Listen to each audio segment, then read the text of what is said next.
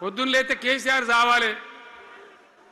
నువ్వు 1000 జన్మలు ఇచ్చినా నేను చావనా కొడుకు అనుకుంటున్నావు.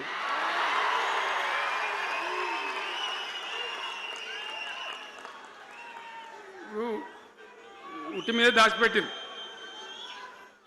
మన ఇళ్ళలో దాతారు కదా, ఏది ఉట్టి ఉట్టి అని ఉంటుంది. ఇప్పుడు మీకు తెలుసో లేదో కానీ ఇప్పుడు ఈ మధ్యలో ఫ్రిడ్జ్లు మోపోయిన మునుపు ఉట్టి అనేది ఉంటుండే. ఎండిపోయిన చేపలోకి నీ రొయ్యలో అబ్బాయి ఉంటే నీ వరుగులు ఉంటే దానిలో పెడుదురు. పిల్లికి అందదా ఉట్టి, కింద కూసుకొని శాపం పెడతా ఉంటుంది. తెగాలే పడాలి, తెగాలే పడాలి. పిల్లి శాపానికి ఉట్టి తెగుతుందా? మరి విధవారు కేసీఆర్ రావాలంటే కేసీఆర్ దత్తడా? 1,00,000 కోట్లు, 1,00,000 అంటే 1,00,000. ఈ రోజు కాళేశ్వరం మొత్తం చూసి వచ్చిన కడుపు మండుతుంది.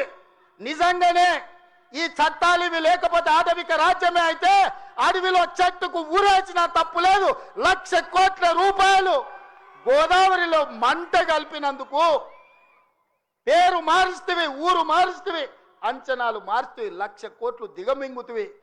కాళేశ్వరం అని కడితే 3 ఏళ్లలోనే కూలేశ్వరం అయిపోయింది. దీనికి చెట్టుకు ఉరేసిన పాపం లేని తప్పులు చేస్తే అయినా ప్రజాస్వామ్యాన్ని నమ్మే మేము ఈరోజు సిబిఐ విచారణకి ఇచ్చినాం తప్ప చెట్టు గట్టేసి కొట్టలేదు. అదే నిజాం సర్కార్ అయితే ఇట్లా తప్పు చేసిన వాళ్ళు ఊర్లో కోదండం వేసి లాగులో తొండలు ఇడిచి తిరిగింది కళ్ళగొట్టేటోళ్ళు ఇట్లాంటి తప్పులు చేసిన వాళ్ళు. కానీ కాంగ్రెస్ పార్టీ కార్యకర్తల ప్రభుత్వం మంచిది కాబట్టే ఈరోజు ఇవన్నీ చేయలేదు. ఇవి చేసినందుకు పాపాల భైరవుడు రావాలనా? దేనికోసం రావాలి?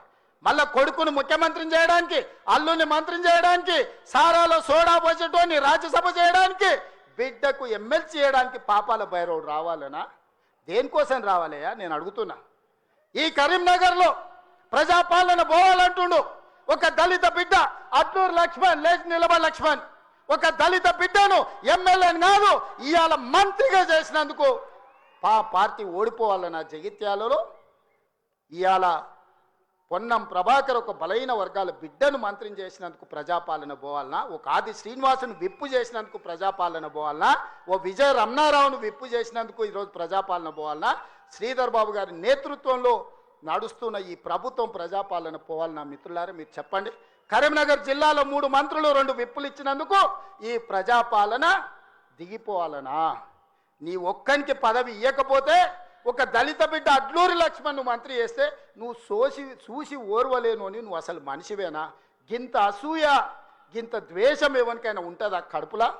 ఇంతకాలం ముసుగు తొడుకొని బతికాడు, ఈ నాళ్ళకు ఆ ముసుగు తొలగిపోయింది. కడుపు నిండా విషమే.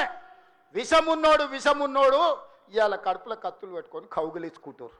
చూస్తున్నాం. ఆయన ప్రభుత్వం వస్తాడంటే ఈయనకు పదవి ఇస్తాడంట. నీకున్న ప్రతిపక్ష హోదా ఊడగొట్టకపోతే నా పేరు మార్చుకుంటా బిడ్డ కేసీఆర్.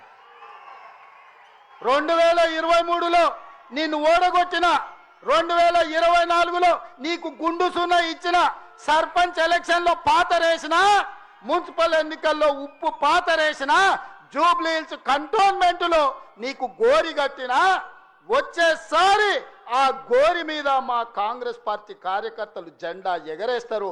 ఇదే నా సవాల్ కాంగ్రెస్ పార్టీ కార్యకర్తల తరఫున.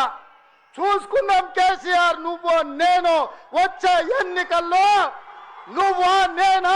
ప్రజాపాలన పాపాల భైరవుడా? మా కాంగ్రెస్ పార్టీ కార్యకర్తల లక్షలాది మంది 10 ఏళ్ళు కేసులు కట్టుకొని జైలుకు పోయి ప్రాణాలు వదిలి ఊపిరి బిగబట్టి జెండా మోసి అధికారంలోకి వస్తే పాపాల భైరవుడు రావాలి, ప్రజాపాలన పోవాలి అని మాట్లాడడానికి నీకు సిగ్గెట్లొచ్చిందని నేను అడుగుతున్నా మనిషిని. అందుకే మిత్రులారా ఈ ఆలోచన నుంచి నా మాటగా తీసుకోండి.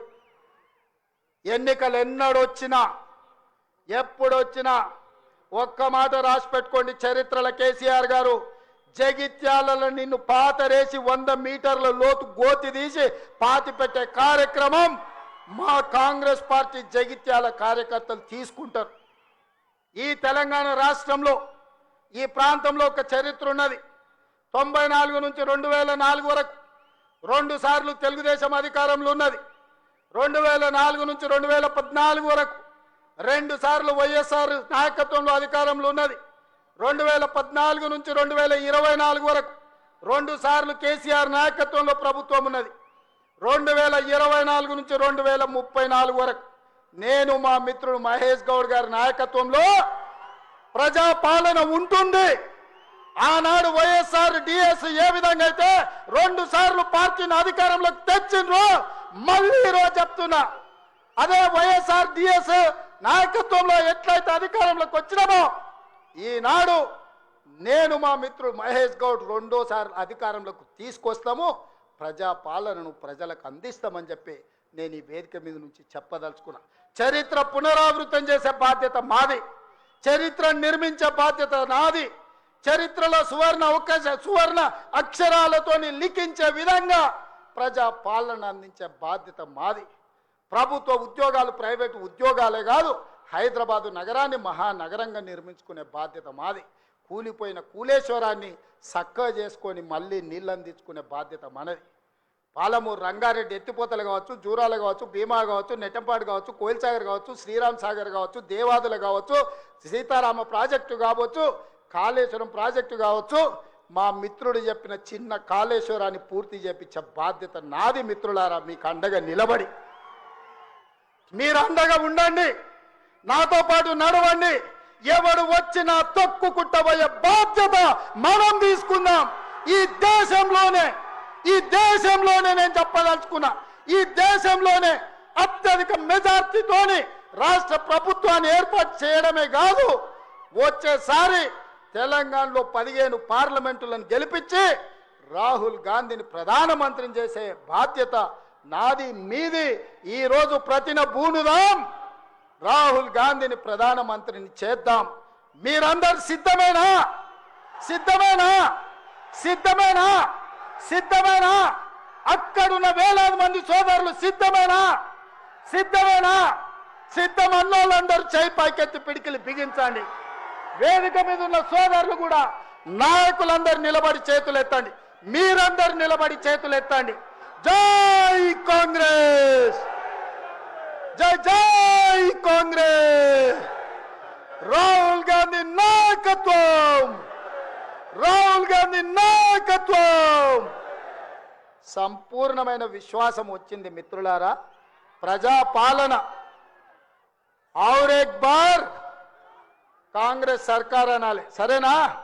ఔర్ ఏక్ బార్ నేనంటే కాంగ్రెస్ సర్కార్ అని మీరు అనాలి. రెడీనా? రెడీనా? ఔర్ ఏక్ బార్, ఔర్ ఏక్ బార్, ఔర్ ఏక్ బార్, ఔర్ ఏక్ బార్, ఔర్ ఏక్ బార్, ఔర్ ఏక్ బార్. కాంగ్రెస్ సర్కార్, కాంగ్రెస్ సర్కార్, కాంగ్రెస్ సర్కార్. ఔర్ ఏక్ బార్, ఔర్ ఏక్ బార్. కాంగ్రెస్ సర్కార్, కాంగ్రెస్ సర్కార్. జై కాంగ్రెస్.